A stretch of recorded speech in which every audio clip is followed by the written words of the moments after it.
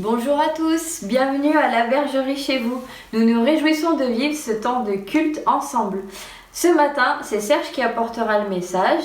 Et Pierre, David et Estelle nous conduiront dans un temps louange avant et après le message. Soyez bénis et nous vous souhaitons un bon culte plein de la présence de Dieu. Mais juste avant de démarrer, je vous laisse découvrir un projet suivi par le groupe de jeunes.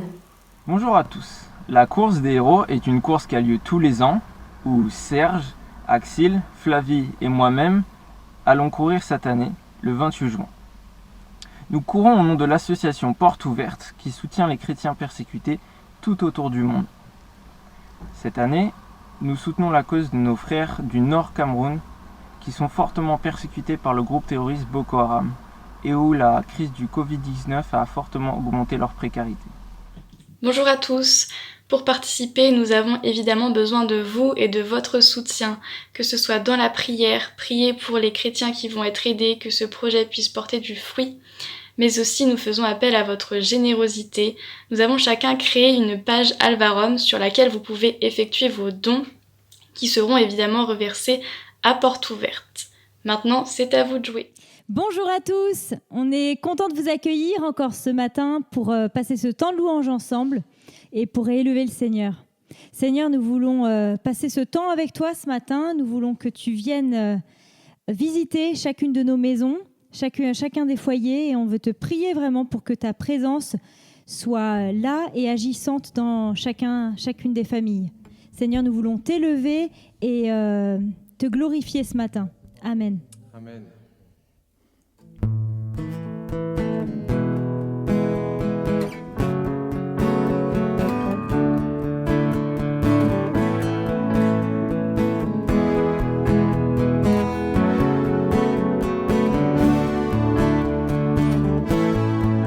Nous venons t'offrir, Seigneur, un sacrifice de louange, le fruit de nos lèvres qui confessent ton nom, car nul n'est comme toi.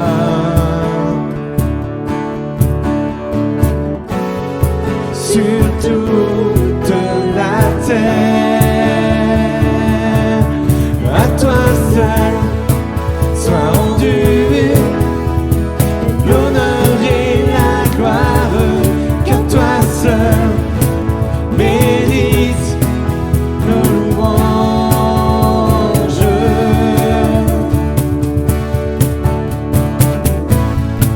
Tout genou fléchisse dans les cieux et sur la terre, toute langue confesse que Jésus-Christ est Seigneur, car nul n'est comme toi.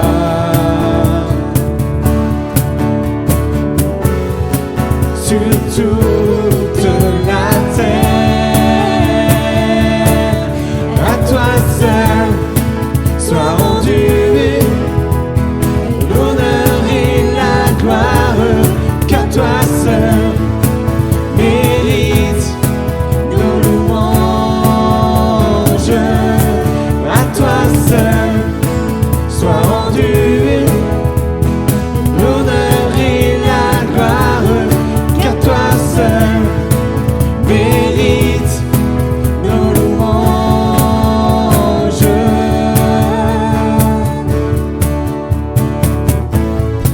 Tout genou fléchisse dans les cieux et sur la terre, toute langue confesse que Jésus-Christ est Seigneur, car nul n'est comme toi. Sur toute la terre, à toi seul soit rendu l'honneur et la gloire, car toi seul mérite nos louanges. À toi seul soit rendu l'honneur et la gloire, car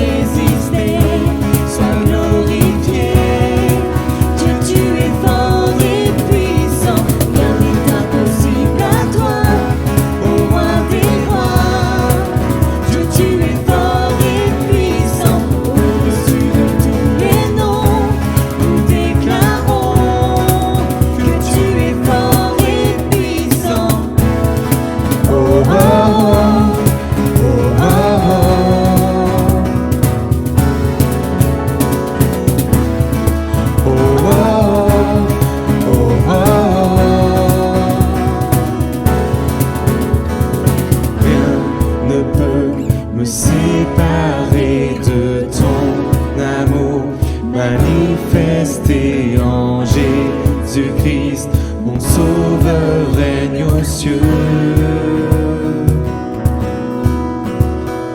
Rien ne peut me séparer de ton amour manifesté en Jésus-Christ. Mon Sauveur règne aux cieux. Rien ne peut nous séparer de ton amour manifesté en Jésus-Christ. Mon Sauveur règne aux cieux. Rien ne peut me séparer de ton amour manifesté en Jésus-Christ. Mon Sauveur règne aux cieux.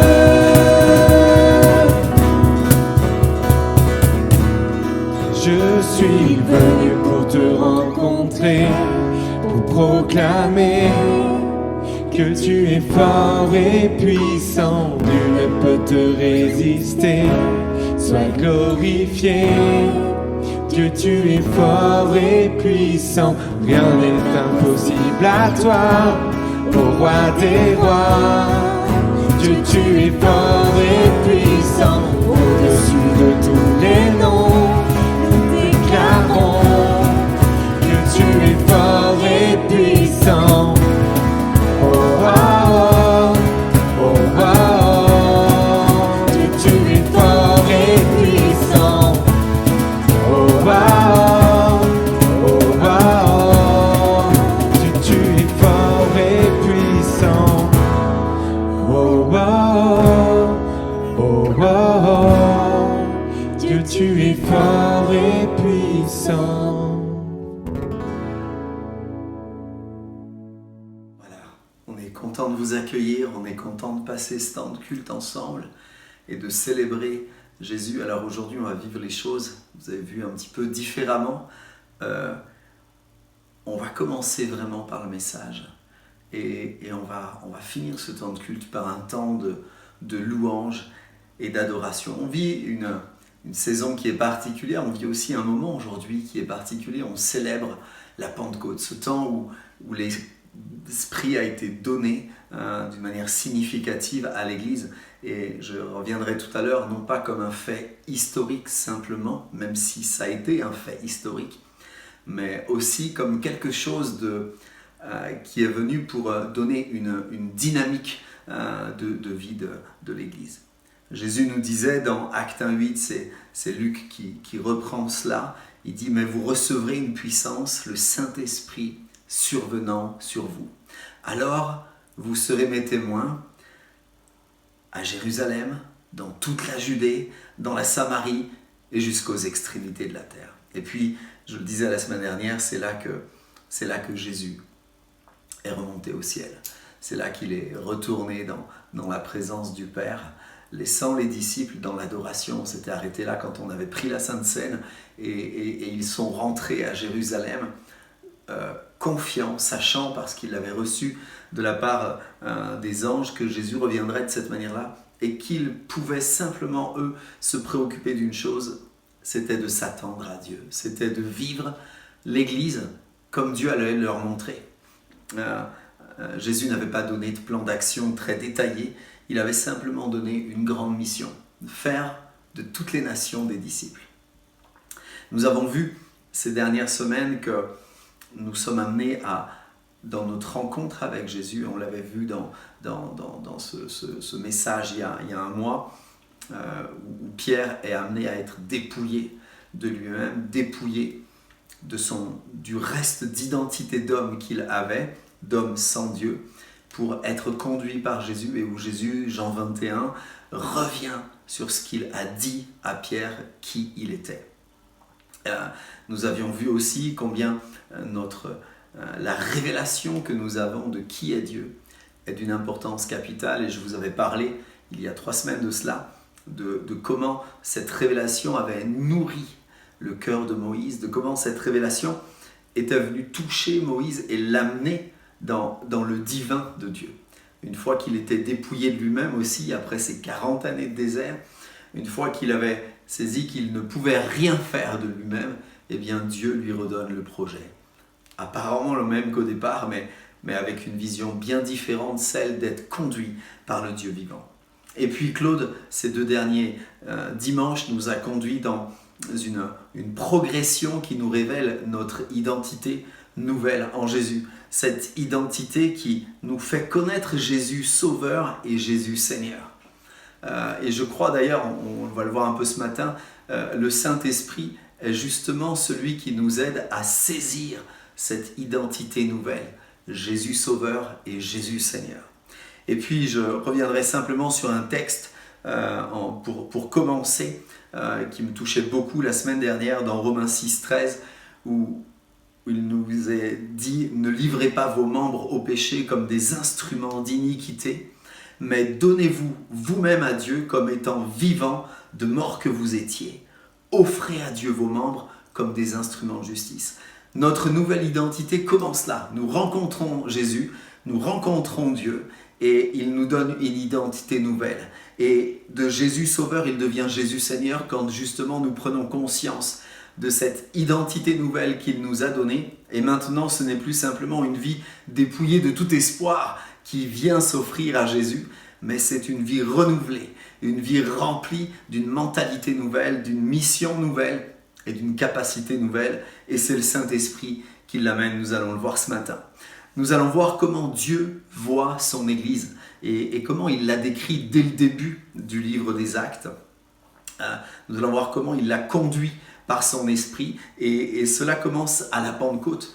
Et puis nous prendrons juste après un temps de Sainte Seine et puis un temps d'adoration, de louange, où nous voulons nous attendre et j'ai envie déjà de t'inviter là où tu es, dans ta maison, avec tes amis, peut-être ta famille autour, eh bien, à vivre ce temps simplement, juste pour adorer Dieu.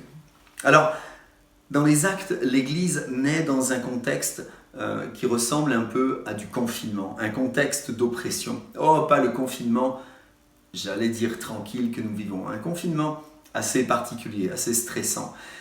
Jésus est mort, il est ressuscité, c'est vrai, mais l'ambiance autour reste la même. Les chefs religieux qui ont crucifié Jésus 40 jours avant n'ont pas changé, ils sont toujours les mêmes et il y a même un regain probablement d'agressivité parce que les disciples, et c'est le bruit qu'ils ont fait courir, ont volé le corps de Jésus pour dire qu'il était ressuscité. Il y a donc une oppression importante. Le pouvoir romain à l'époque est aussi assez dur, le pouvoir politique. Et voilà dans quel contexte l'Église arrive en naissance. On pourrait se dire, waouh, mais Seigneur, peut-être il aurait mieux valu trouver un lieu un peu de repos pour que l'Église puisse grandir, pour qu'elle puisse prendre ses premières marques. Tu es parti, elle n'est pas encore née, et déjà c'est tendu, mais Dieu sait que c'est le bon moment. Et ce matin, eh bien, c'est ce que nous voulons voir. Dès que Jésus est monté au ciel, les disciples se retrouvent dans un petit groupe. Au départ, il y a les 12 et puis les quelques femmes qui étaient avec eux. Et puis ce groupe grandit rapidement dans les jours qui suivent. Vous le retrouvez dans Acte 2, versets 12 à 14. Ce groupe va atteindre la taille de 120 personnes le jour de la Pentecôte. Ils sont là ensemble, ils sont en train de prier, ils sont en train d'adorer. Et puis vient ce temps où le Saint-Esprit les visite. Vient ce temps où l'Église est en naissance, véritablement. Et on va regarder ce matin quelques points. On va faire un message très court, mais quelques points qui nous intéressent sur l'attitude de cœur qui est développée dans le cœur de disciples pour que le Saint-Esprit agisse et qu'il puisse, les disciples, le recevoir pleinement et rentrer dans l'action que Dieu a pour eux. Alors, les premiers pas d'obéissance, le premier point important, c'est que c'est un pas d'obéissance. Dans Acte 1, versets 15 à 26, on voit un temps de réflexion. Donc les disciples s'assemblent, ils sont les 12 plus les femmes, plus quelques-uns qui se mêlent à eux. Et Pierre reçoit de la part du Seigneur, en lisant la Bible, en lisant les textes, que Judas doit être remplacé. Il y a très peu de choses qui sont dites sur ce remplacement de Judas, mais Pierre relève le passage qui nous parle de cela. Et puis, c'est un pas d'obéissance tout simple, qui n'a a priori que peu, voire très peu de rapport avec l'Église qui est en naissance, avec le contexte extérieur d'hostilité, avec la grande mission que Jésus a confiée. Ça peut même sembler un peu hors sujet. On pourrait se dire, bon, Pierre, est-ce que vraiment c'est le temps de discuter du remplacement de Judas? Jésus vient de partir, on a une mission pas possible à faire, et toi tu nous parles du remplacement d'un traître. Mais ce premier pas d'obéissance est un pas important. L'Église grandit et naît, et elle commence, et le Saint-Esprit va venir dans ce premier pas d'obéissance. Dans ta vie et dans ma vie, Dieu nous demande aussi des premiers pas d'obéissance qui semblent à un certain niveau assez petit et assez simple dans le contexte. Ça ne demandait pas une foi extraordinaire, mais Pierre et les disciples qui étaient avec lui ont dit ok, on reconnaît que la parole de Dieu nous parle de ce remplacement, alors on va, ils vont tirer au sort, ils voient quels sont les hommes qui ont marché avec eux pendant toutes ces années avec Jésus. Ils en retiennent 2 par leur fidélité, par l'attitude de leur cœur, ce qui émergeait de ces hommes-là. Et puis, ils vont choisir Matthias, qui est celui qui est élu comme le 12e disciple, celui qui va être témoin à la place de Judas de la résurrection, de la mort et de la résurrection de Jésus. Le Saint-Esprit va descendre dans ce contexte où les disciples s'assemblent pour adorer, quand il y a une révélation de la part de Dieu, même sur un petit point qui peut sembler un petit point, hein, c'est pas un petit point, mais ça peut sembler, ils vont rentrer dans l'obéissance, et puis surtout, ils vont s'attendre à ce que Dieu se manifeste, sans savoir comment. C'est important ça, de s'attendre pleinement à Dieu, même si je ne sais pas comment il va faire. Le Saint-Esprit amène, et c'est dès le début, amène la prédication de la croix. La Pentecôte est marquée par cela. Quand nous parlons du temps de la Pentecôte dans le livre des Actes, nous avons tous tendance à nous souvenir des 120 disciples, personnes, adorateurs dans la chambre haute qui reçoivent des langues sur eux semblables à des langues de feu. C'est-à-dire, on imagine un petit peu des petites langues qui viennent comme du feu, qui viennent se poser sur la tête des uns et des autres. Et puis tout le monde parle en langue. Et puis tout de suite, il y a 3000 conversions. Et je crois vraiment que oui, c'est un point qui est important, c'est marqué dans la Bible, mais ce n'est pas le point central. Le point central, c'est le message qui est véhiculé à ce moment-là, et le Saint-Esprit amène tout de suite à la prédication de la croix. Il ne parle pas des structures de l'Église, il ne vient pas rassurer les chrétiens sur quelque chose ou autre, il ramène sur le sens de la croix, sur l'espérance qu'il y a en Jésus, mais aussi sur sa mort et sa résurrection, et sur pourquoi sa mort. Il nous faut retenir que le Saint-Esprit est donné pour que nous soyons des témoins. Acte 1:8, pour que vous soyez des témoins. Il viendra, il vous remplira. Des témoins de quoi? Eh bien, des témoins de Christ crucifié, puis ressuscité. Des témoins de l'Évangile et rien que de l'Évangile. Et dans le contexte que nous vivons aujourd'hui, revenons un tout petit peu à nous, eh bien, je crois que c'est aussi cela que Dieu est en train de nous dire. Je veux que vous soyez des témoins de l'Évangile et rien que de l'Évangile. Pas de l'Évangile de la facilité, pas de l'Évangile de la pauvreté, pas de l'Évangile de la prospérité, ou que sais-je, tous ces rajouts qu'on a pu mettre qui viennent en fait caresser notre sens de raisonnement humain. Mais l'Évangile tel que Jésus l'a prêché, l'Évangile qui passe par la croix et qui démarre à la croix. L'évangile qui vient nous parler de quelque chose qui, aux yeux de l'homme, est une folie. Paul nous le dit dans 1 Corinthiens 1:18, il dit « La prédication de la croix est une folie pour ceux qui périssent ». C'est-à-dire que tant qu'il n'y a pas une révélation de qui est Christ et de mon état d'homme pécheur, et en même temps de ce que Christ a accompli pour toi et pour moi, la croix est une folie, est une histoire à dormir debout. Un Dieu qui aime, qui donne son Fils unique pour mourir, mais ça devient fou. Mais quand je comprends que celui qui a amené Jésus sur la croix, c'est moi, alors là je comprends mieux l'acte d'amour de Dieu. Mais pour nous qui sommes sauvés, elle est une puissance de Dieu, continue Paul. le Saint-Esprit amène toujours à la prédication de la croix. La Pentecôte, c'est le Saint-Esprit qui commence l'œuvre dans l'Église et tout le livre des Actes nous parle de cela, de comment est prêchée la croix de Christ. Il n'y a rien d'autre. Il y a des contextes, oui. Il y a des histoires différentes, des rencontres différentes. Il y a des lieux différents, il y a des peuples différents, il y a des saisons différentes. Mais toujours un même et seul message. Christ crucifié.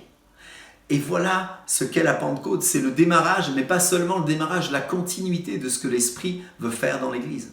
Alors, Pierre, revenons dans Acte 2. Pierre annonce sous l'inspiration de l'Esprit la mort et la résurrection de Christ. Et c'est ce qui se passe dans cette chambre haute. Les disciples sont remplis du Saint-Esprit, et c'est ce que nous appelons aujourd'hui communément le temps de la Pentecôte. Ils descendent dans la rue parce qu'il y a tellement de bruit, tellement de joie, tellement d'espérance, tellement de questions aussi. Ils descendent dans la rue et les uns et les autres les entendent parler des merveilles de Dieu dans leur propre langue. En gros, entendons-le dans leur propre cœur. Dieu parle au cœur des uns et des autres. Et il parle au cœur des uns et des autres au travers d'hommes et de femmes qui se sont laissés saisir par lui pour parler au cœur des uns et des autres.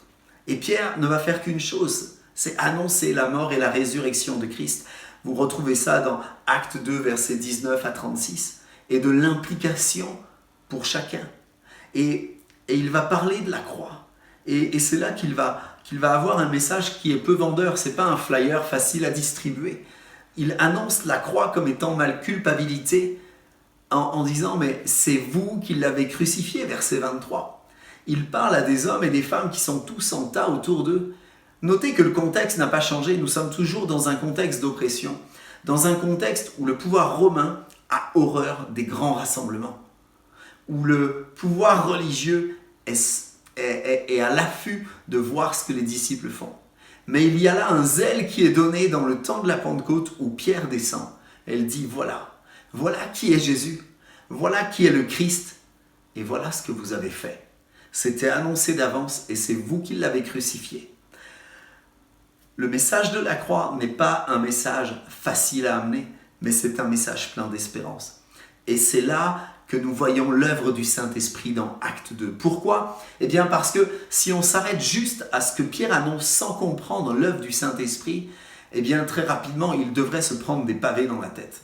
Mais le Saint-Esprit est à l'œuvre dans les disciples, dans les hommes et les femmes qui sont en train de parler des merveilles de Dieu et de Pierre qui est en train de donner sa première prédication.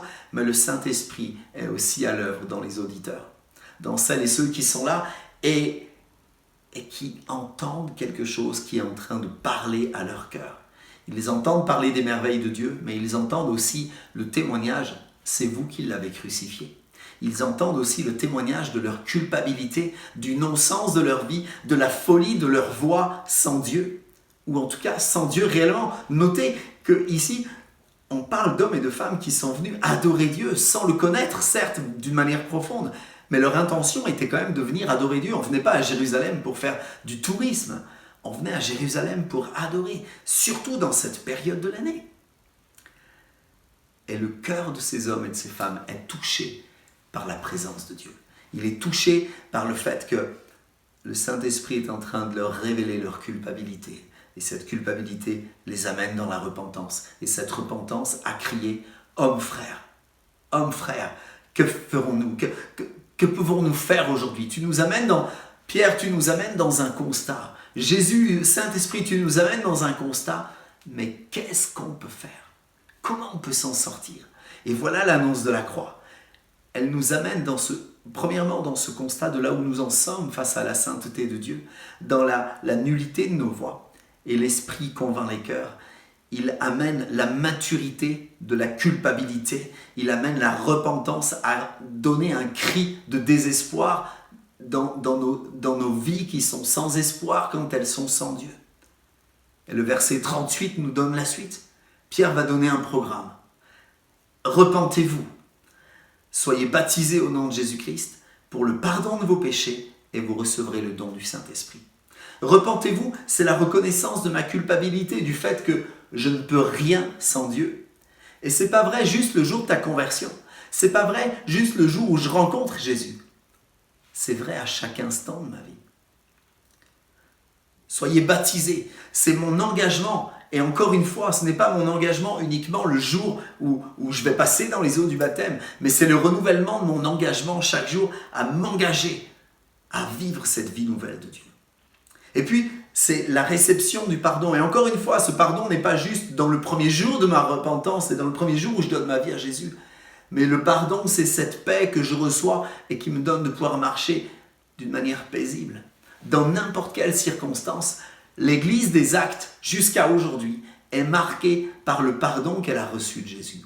Dans ta vie et dans ma vie, c'est l'attestation de cette paix que nous recevons en Jésus.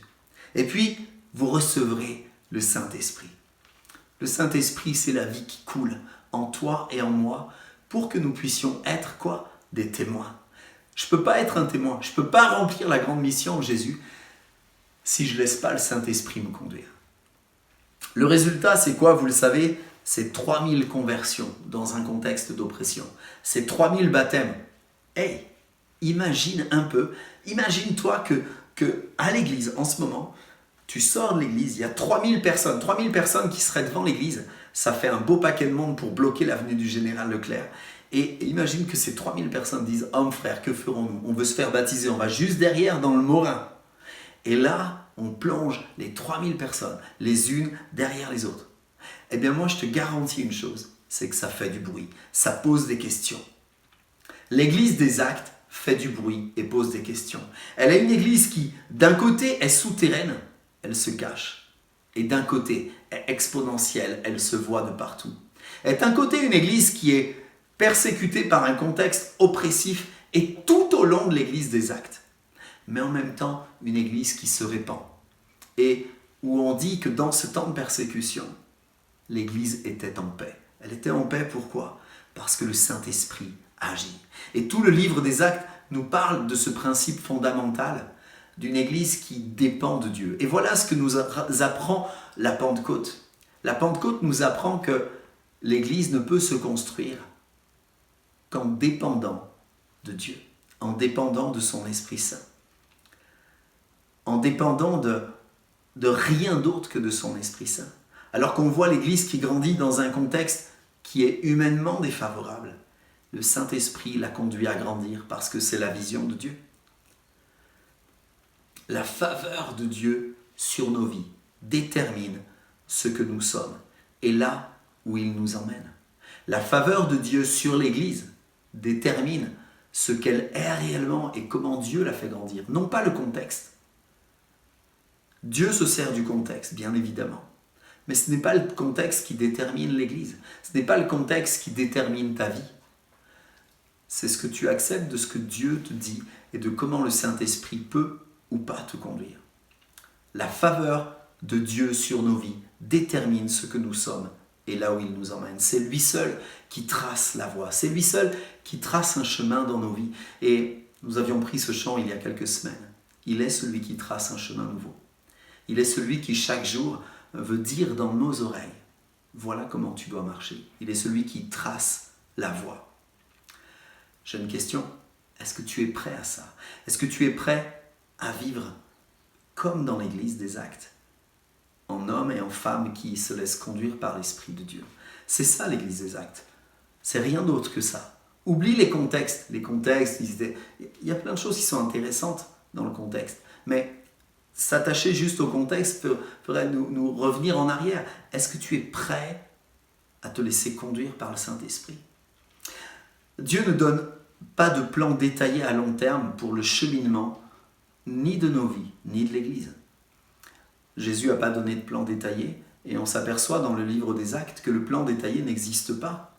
Alors peut-être certains me diront « Oui, mais Paul a eu la révélation de ce qu'il allait souffrir. » Paul a eu la révélation de ce qu'il allait souffrir. Il n'a pas eu la révélation de tout ce qu'il allait vivre exactement. Il a eu la révélation de ce que nous rappelle Luc 9, 23. Puis il dit à tous, « Si tu veux me suivre, tu te charges chaque jour de ta croix. Tu renonces à toi et tu me suis. » Jésus est le même hier, aujourd'hui et éternellement, nous le savons. et il nous amène à dépendre de lui. Et c'est ce que j'ai envie simplement peut-être de retenir ce matin. Il nous amène à dépendre de lui, pour que nous ne prenions pas les choses en main par nous-mêmes, et pour que nous ne soyons pas pressés par la peur, mais simplement conduits par son esprit. Paul a reçu au début de sa conversion le fait qu'il allait souffrir pour Dieu, c'est vrai. On le retrouve dans Actes 9, versets 15 et 16. Mais c'est ce que nous recevons aussi, je le disais tout de suite. Luc 9, 23. Jésus ne vend pas un autre évangile, il ne dit pas « ça va être facile », il dit « non, il va falloir renoncer à tes droits ». L'évangile, l'église des actes, la vie des disciples dans les actes, c'est simplement ça. C'est Luc 9, 23. C'est que je dois renoncer à moi, c'est que je dois porter ma croix pour le suivre. C'est cette église qui nous parle de la faveur de Dieu. C'est cette église qui nous parle de vivre en paix.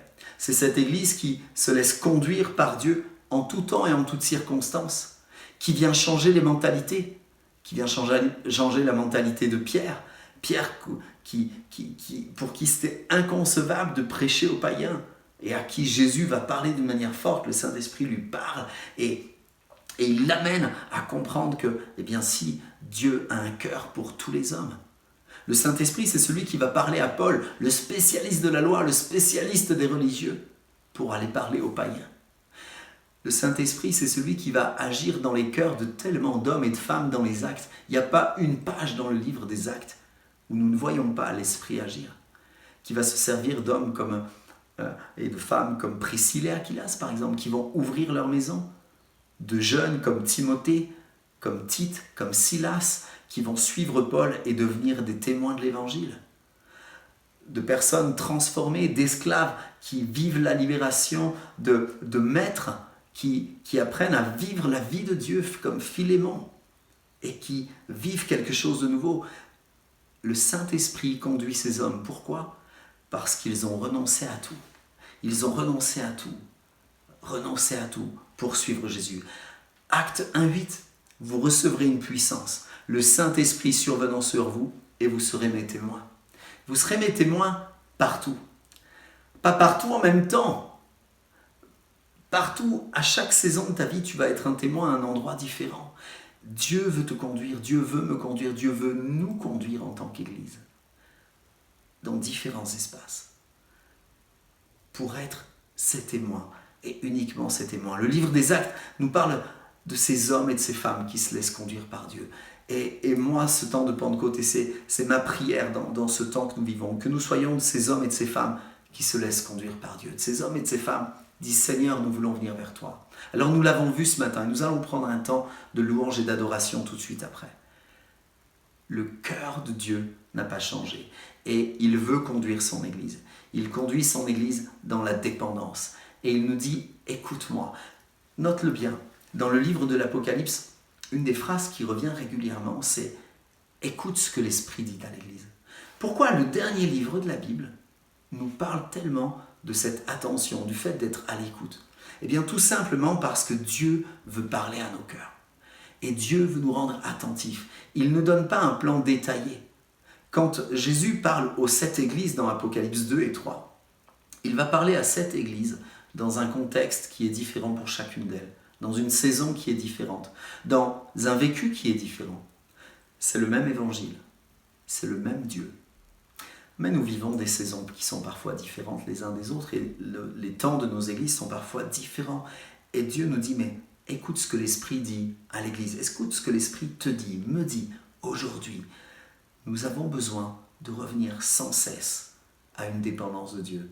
Et le ministère du Saint-Esprit, c'est juste ça. Dieu veut nous amener dans une dépendance de qui il est.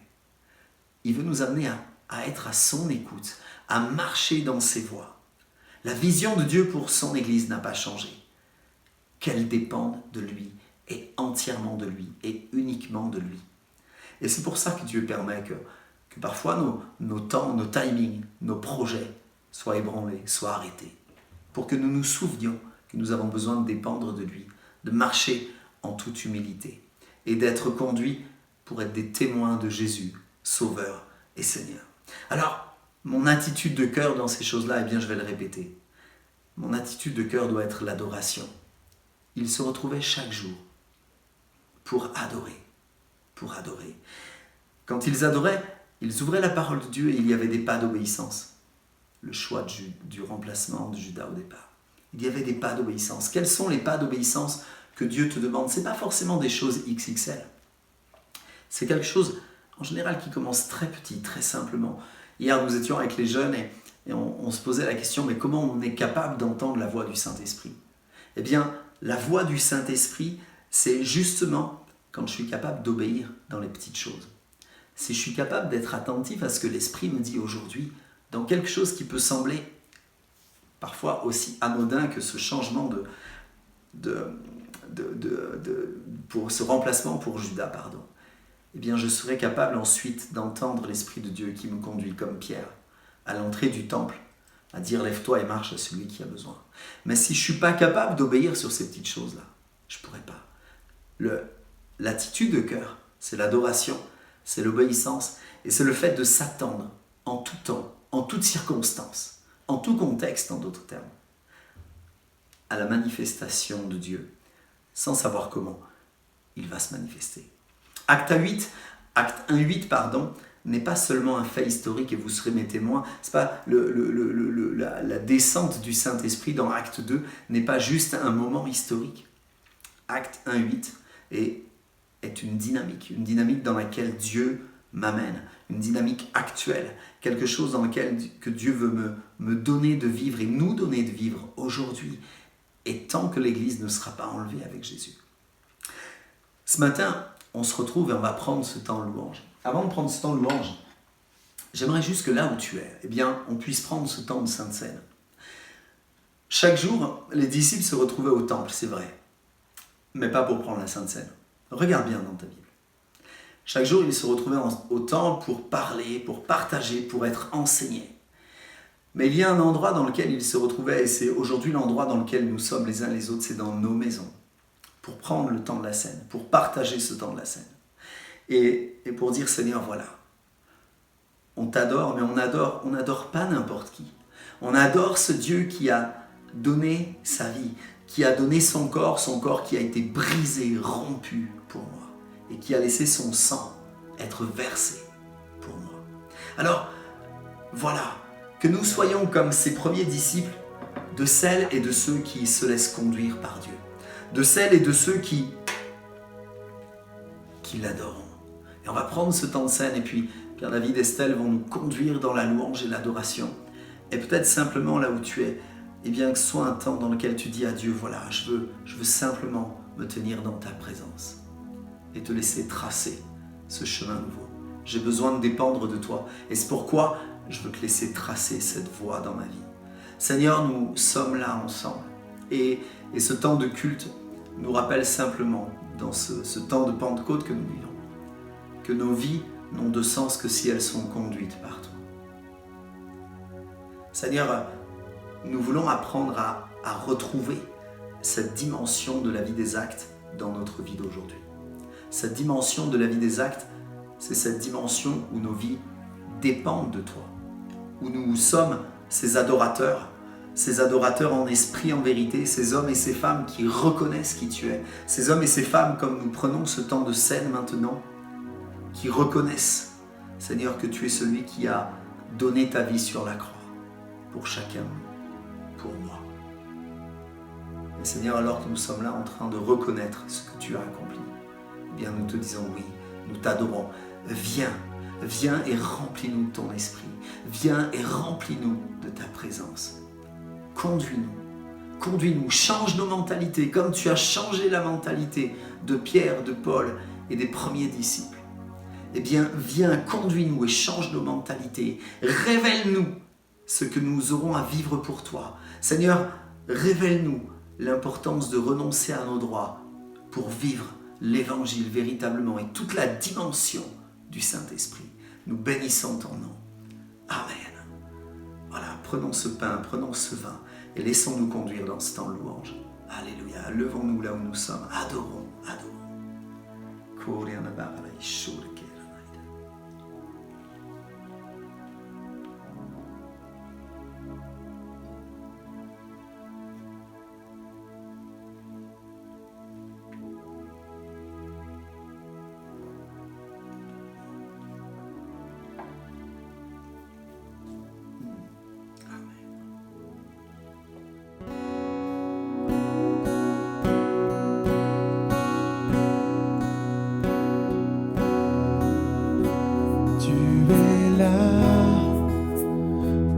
présent parmi nous.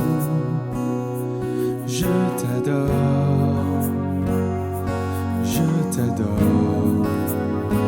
Tu es là, agissant parmi nous. Je t'adore, je t'adore. Tu es là, présent parmi nous. Je t'adore, je t'adore. Tu es là, agissant parmi nous. Je t'adore, je t'adore. Tu traces un chemin, ô Père des miracles. Tu tiens tes promesses, lumière dans les ténèbres. Mon Dieu, c'est ce que tu es. Tu traces un chemin, ô Père des miracles. Tu tiens tes promesses, lumière dans les ténèbres. Mon Dieu, c'est ce que tu es.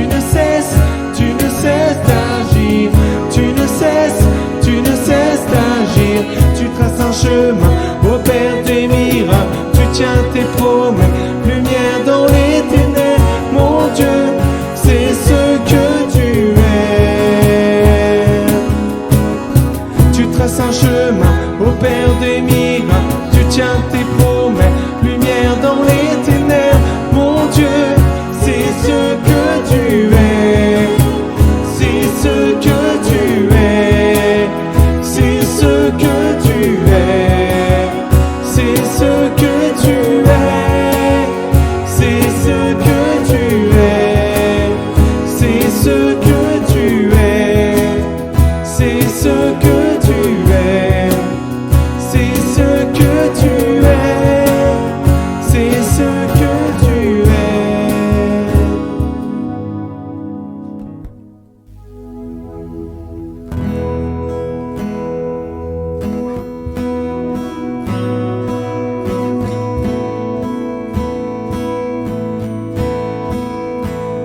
Élève-toi, élève-toi,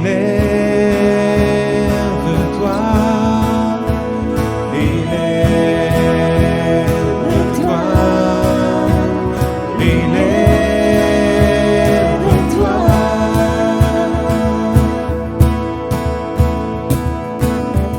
Nous désirons, Seigneur, une seule chose aujourd'hui, alors que nous chantons, viens transformer nos vies. Élève-toi, élève-toi, et viens dans ta gloire couronner nos louanges. Oui, viens, roi des rois, Dieu très saint, Dieu puissant. Oui, viens.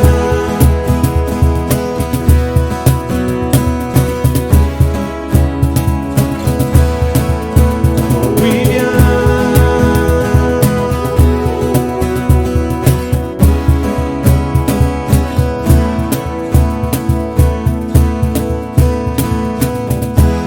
Nous désirons, Seigneur, une seule chose aujourd'hui, alors que nous chantons, viens transformer nos vies.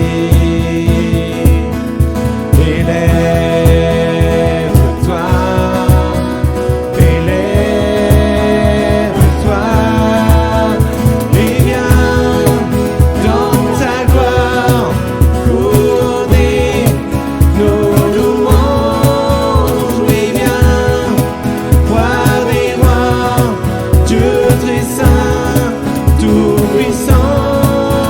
Oui, viens.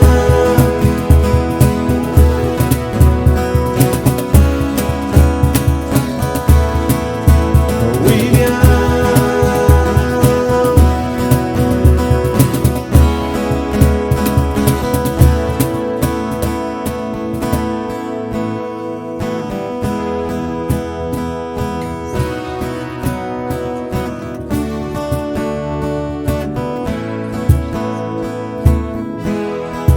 Sois élevé, Seigneur.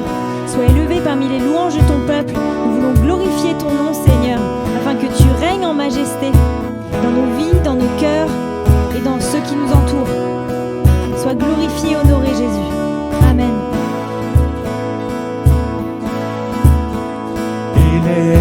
Élève-toi, élève-toi, élève-toi,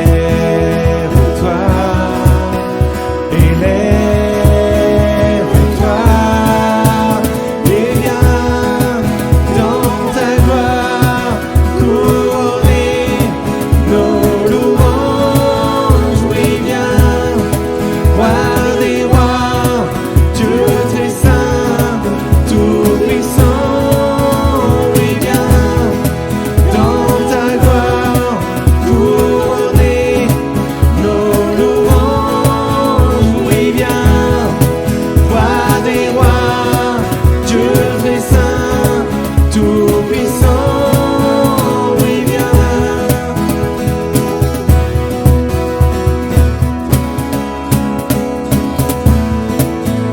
Oui, viens.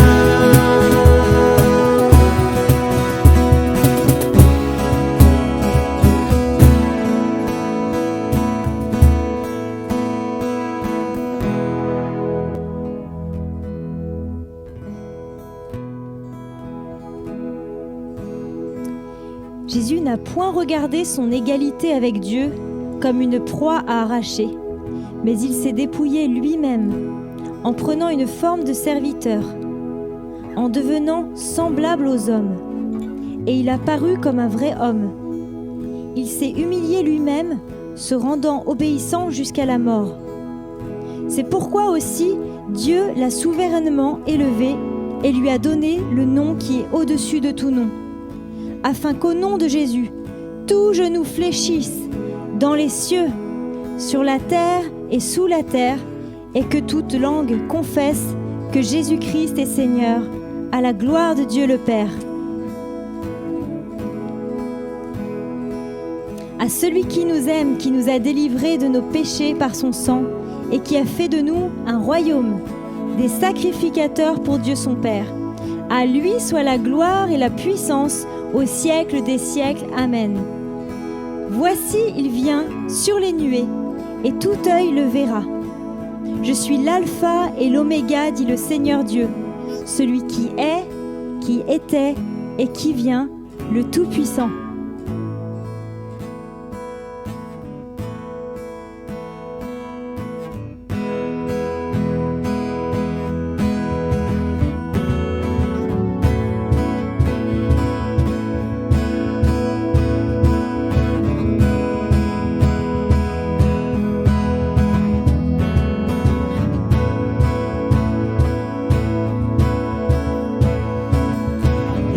Sur les nuées, les rois du monde s'inclineront.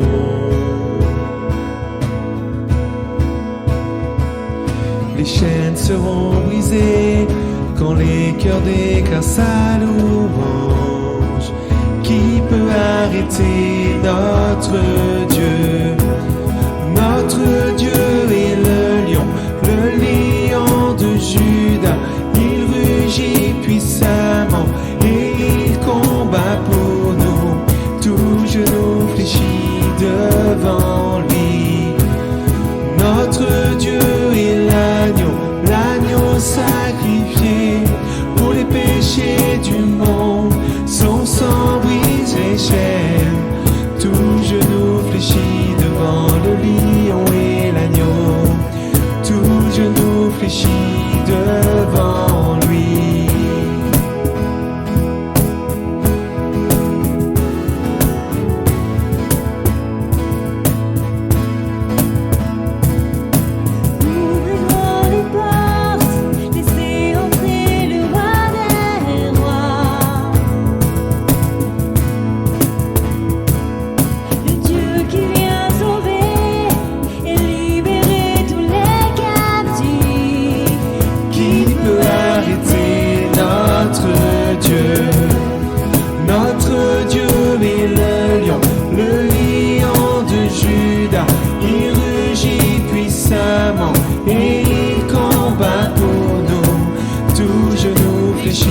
Devant lui, notre Dieu est l'agneau sacrifié pour les péchés du monde. Son sang brise les chaînes.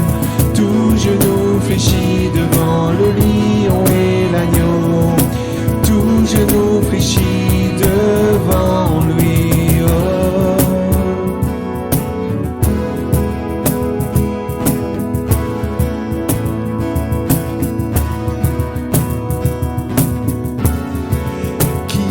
Arrêter notre Dieu? Qui peut arrêter notre Dieu? Oh, qui peut arrêter notre Dieu? Qui peut arrêter notre Dieu? Qui peut arrêter notre Dieu? Qui peut arrêter notre Dieu? Qui peut arrêter notre Dieu? Qui peut l'arrêter?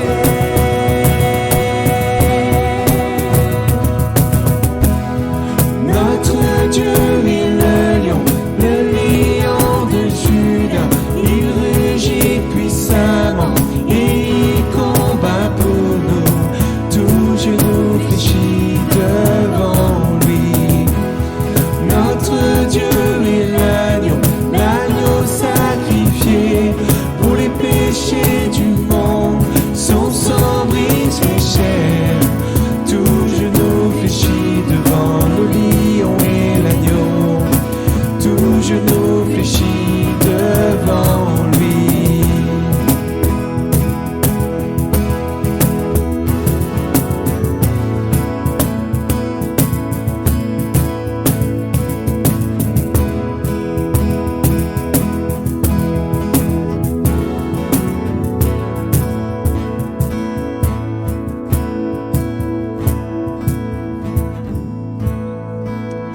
merci.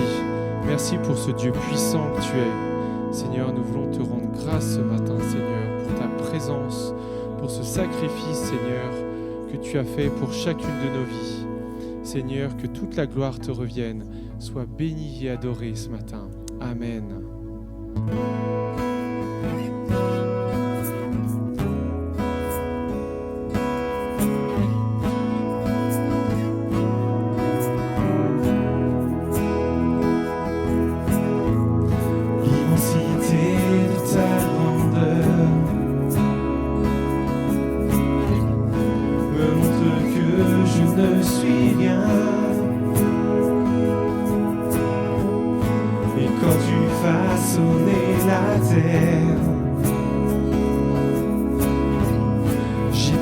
Déjà près de ton cœur, tu m'aimes avant que je sois, et pour moi tu m'as tout donné. Toi seul pouvais me libérer, et pourquoi je veux t'adorer. Toi seul est digne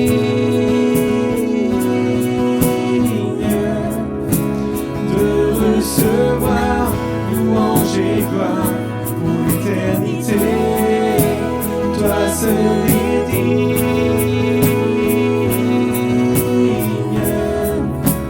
de recevoir louange et gloire pour l'éternité.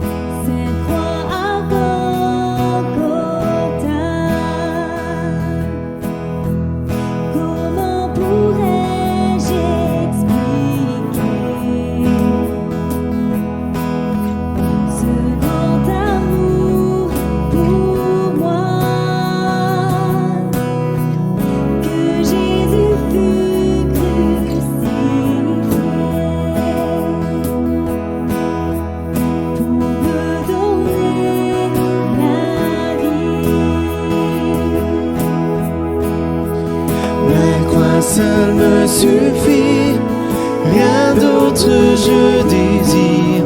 Ce qui m'était si cher, je considère comme une perle, afin de te connaître. Tout ce que je possède est pour moi sans valeur. J'ai mesuré le prix et la croix seule me suffit.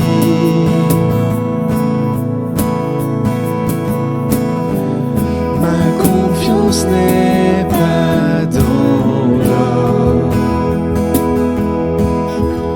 ni les richesses du monde. Ma confiance est en Jésus, en aucun autre nom. La croix seule me suffit, rien d'autre je désire. Ce qui m'était si cher, je considère comme une perle, afin de te connaître. Tout ce que je possède est pour moi sans valeur. J'ai mesuré le prix et la croix seule me suffit. Et la croix seule me suffit.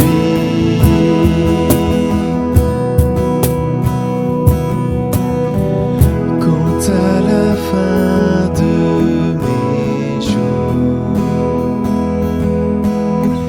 je verrai mon Seigneur.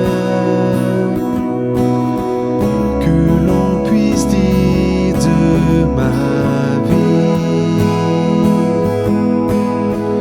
la croix seule m'a suffi. La croix seule me suffit, rien d'autre je désire.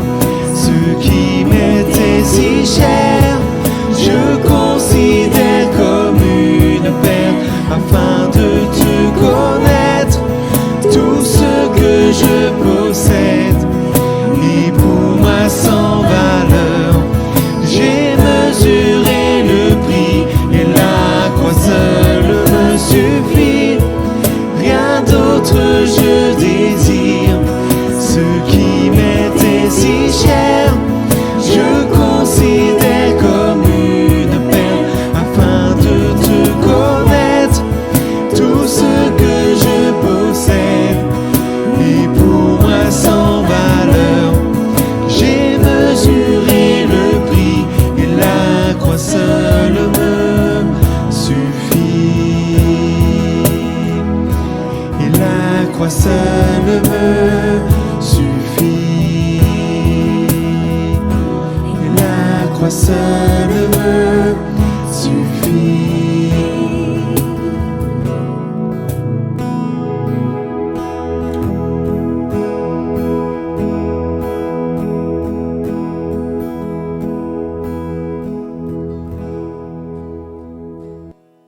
Amen.